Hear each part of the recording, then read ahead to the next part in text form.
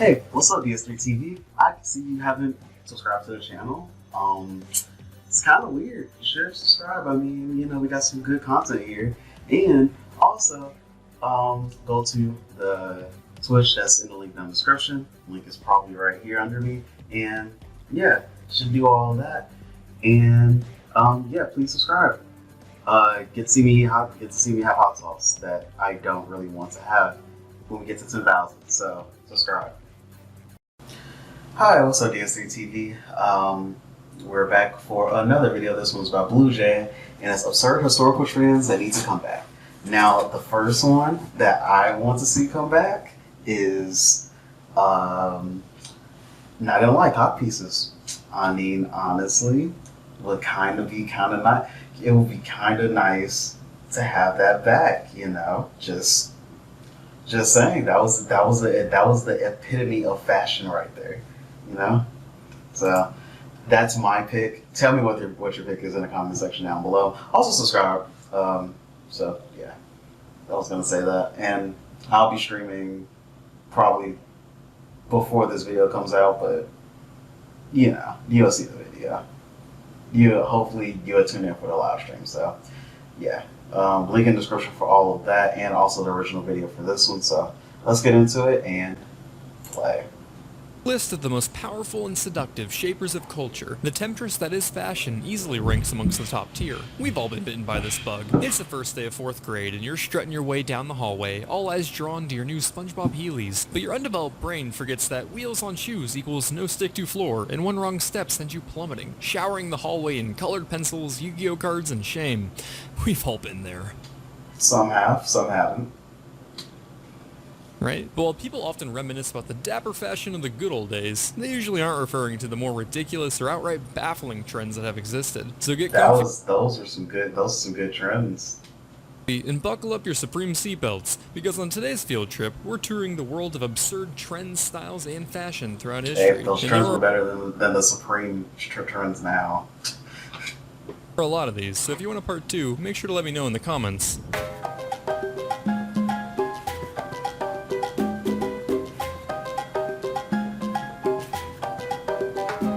Hobbling is the act of strapping together an animal's legs to prevent them from moving too quickly. This practice proved useful throughout history for preventing your horses, donkeys, or women from running away. Maybe not the last one. Wait a second. Introducing the hobble skirt, a dress designed to obstruct a woman's stride with its tight-fitting hem, perfect for all your duck waddling appreciation parties. Credit for the skirt was claimed by French designer Paul Paul Purier. Why does he look? He looks so smug about it. So he's like, "Yeah, I did it, and what you're gonna do about it?" Poiret, whose design quickly replaced the corset as a staple of high fashion in 1908, leading him to state, "Yes, I freed the bust, but I shackled the legs." It's not entirely clear where Paul allegedly came up with the design. Some say it may have originated from the first woman to fly in an airplane, who tied a rope around her skirt to prevent it from blowing up in the wind.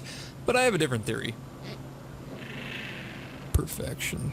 Obviously, the trend Perfection came with certain mobility-related complications, such as crossing a street, or going upstairs, or just, living a life. Things like boarding streetcars became especially difficult, so I guess they're just gonna have to wear something else for daily transit. Oh, or you could just have the city design modified streetcars specifically for hobble skirts. Oh yeah, I mean that's that would be way easier than just to not wear it, right? Like, of course, you can't be bothered to just not wear something. Everyone knows, you're not a great trend until you've had your fair share of untimely deaths. One woman drowned falling off a bridge in New York, while another was killed trying to outrun a loose horse at a racetrack in Paris.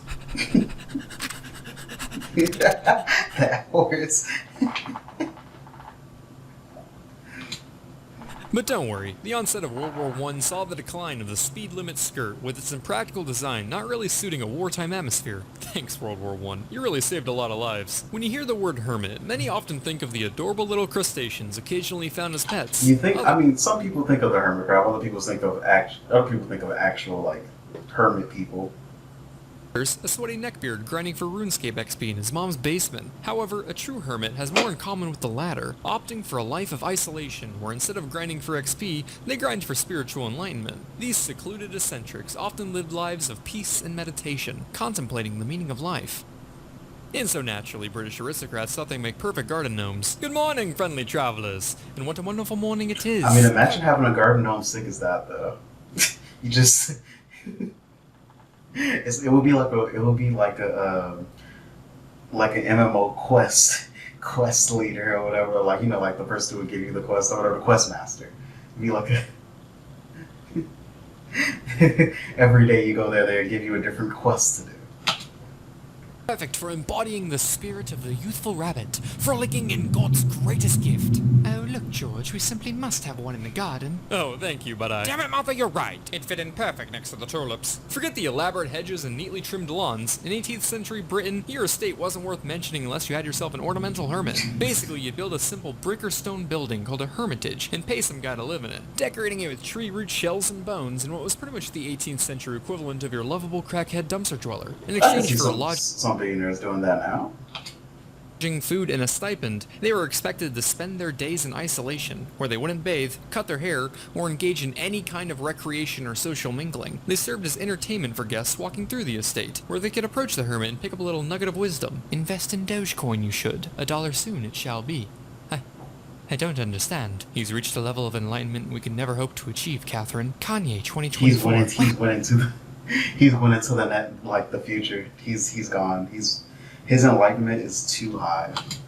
Oh, such wisdom. But finding a real hermit wasn't as easy as it is today, where all it takes is pulling up Pokemon's Twitch chat, so some estates had to post advertisements for the position. Turns out, asking a man to dedicate their life to social exile solely for the entertainment of the British elite is rather difficult, leading a few estates to actually use mechanical dummies instead. So if you were updating your resume hoping for a job as an aristocrat's quirky little poverty exhibit, think again, because not even that job is safe from being replaced by automation. This trend fell out of style by the 19th century, but if you're hoping to visit a hermit, you're still in luck. There's a hermitage in the mountains of Austria that's been continuously inhabited for the past 350 years. Nice, let's go. Look at him. He's having fun, but also they can't have sex. So if you thought that, yeah, like, you know, that would be something that you could do, no, you would have to be a virgin for the rest of your life. Or if that's too far, you just go to Portland. The American song Yankee Doodle has been sung for hundreds of years and is nearly famous enough to replace the US national anthem, Toxic by Britney Spears. But it turns out the famous lyric about macaroni isn't actually talking about those delightful curvy carb tube. I mean, the funny thing about this, I haven't played or listened or even thought about Yankee Doodle since 5th grade. I'm almost about to graduate college. just to give you a little, you know, nugget of where I'm at now. But a ridiculous 18th century British fashion by the same name, characterized by their outlandishly large wigs, vibrant colors, pointy shoes. Look at that. That is a godly wig right there. Look at how nice that wig is. Looks like would have been a good Disney villain. Canes and tiny hats, this eccentric fashion had 18th century Britain looking like if Rockstar made Grand Theft Carriage Aristocrat City. The fashion originated from young men who went gallivanting around Europe on the Grand Tour, essentially the Georgian era equivalent of your typical rich kid gap year abroad for finding themselves. Just like all college-aged men, they developed a passion for macaroni while passing through Italy, using the word for its cultural sound to describe anything sophisticated or worldly, such as their new drip. Oh my gosh, James, you look like a whole new man. Yeah, that's all macaroni, baby. What do you call this? Oh, this? Just a little thing we picked up passing through good old Italia. I call it macaroni. So ethnic. But while the ultra-elite enjoyed how this expensive, over-the-top fashion distinguished themselves from those yucky poor people, macaronis soon began to fall out of favor, given their exaggerated and often Yeah, look at those nerds. Honestly, it's funny because that's how I like used to handle like if somebody tried to bully me like at all, right? Like I would say like, oh, I'm sorry you're too rich for this problem or something like that. And then it will make everybody laugh at them instead of laughing at me. Which it works a lot, honestly. If you just like take it as a joke and like kind of bounce off of it, kind of like how Johnny Depp is bouncing off of Amber Heard's lawyer right now. If you can do that, that would actually help you a lot with like bullying. Because then everybody will turn from them to you, like to like laughing with you because it's so fucking ridiculous. So yeah. Flamboyant appearance, the term began to refer to excessive fashion and male femininity, which at the time was rather frowned upon. Trust me, they want to be colonized.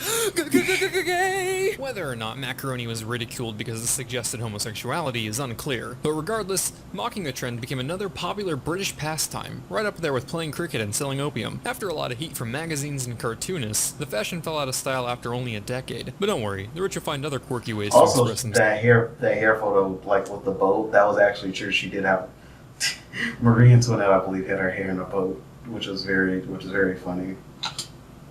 When you think of history's manliest sex symbols, there are probably quite a few individuals who come to mind. No, not me, stop it. King Henry VIII, especially in his youth, could be considered one such individual, and he wasn't really subtle about it. To highlight his fertility... Yeah, that is peak trend right there. Just get your copies. That's it. Henry VIII was particularly fond of wearing a codpiece, a type of flap or pouch protruding from a man's trousers, kind of like a genital birdhouse. While he didn't start the fashion trend that became popular during the 15th century, he certainly embraced it with open arms. Or I guess legs. So much so that you'd be hard-pressed to find a portrait of him without it. His armor is on display at the Tower of London, sporting a whopping 2.5-pound codpiece, which was sure to make him look quite submissive and breedable on the battlefield. Apparently, we like that. That man wants to show that he fucks. Thought so too, seeing as how women used to stick pins in its leather lining in hopes of increasing their chances of getting pregnant. Because nothing quite screams healthy family like the dude who beheaded 2 of his 6 wives. His codpiece was so iconic that there used to be a wooden statue of him also at the Tower of London, equipped with a secret mechanism. To activate it, one only needed to step on the right spot on the floor. Hey, where's the codpiece? That's kind of his shtick. Check this out.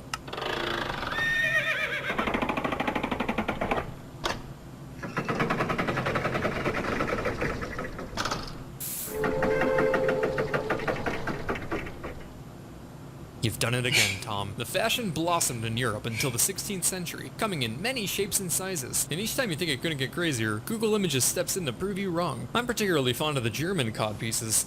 I don't know if Why do they have a face? What? This one. But to me, it looks like a weird Harry Potter and the Sorcerer's Stone fan fiction. The one where Voldemort attaches himself to Professor Quirrell's other head. Avada Kedavra. So while it may seem like the fads of today are as stupid as they come, clearly history has had its fair share of trendy hiccups to hopefully give you a little more faith in humanity. Or not. As you look back at what was in vogue in centuries past, it makes you wonder, and perhaps excited to see what may become stylish in our lifetimes. Not me, though. Fashion has already failed me on that fateful day many moons ago. 4th grade was a long time ago, BlueJay. You need to let go. You do need to let go, BlueJay. I can still hear them. The laughs. God, they just get louder.